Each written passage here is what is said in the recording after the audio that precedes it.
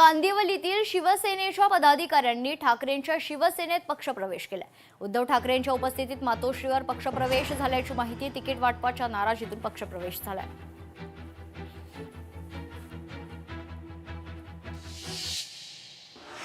बिनविरोध उमेदवारांविरोधात कोर्टात जाणार मनसे नेते अविनाश जाधव यांनी हा इशारा दिलाय। आम्ही उद्या निवडणूक आयुक्तांची भेट घेणार असं देखील जाधव म्हणाले।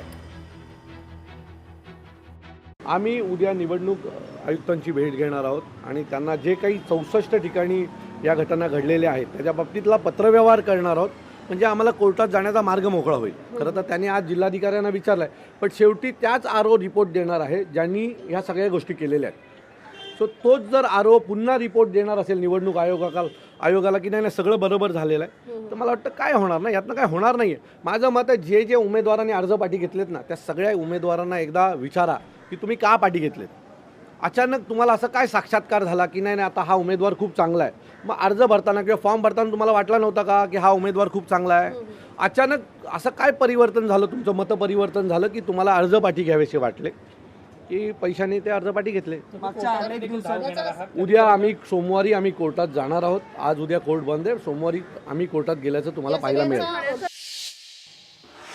लातूर महानगरपालिकेच्या निवडणुकीच्या रिंगणात राष्ट्रवादी अजित पवार पक्ष स्वबळावर निवडणूक लढवत आहेत। आज प्रभाग 15 मधून राष्ट्रवादी अजित पवार पक्षाकडून प्रचाराचा नारळ फोडत प्रचाराला सुरुवात करण्यात आली आहे। माजी मंत्री आमदार संजय बनसोडे यांच्या उपस्थितीत प्रभागात प्रचार सुरू झालाय।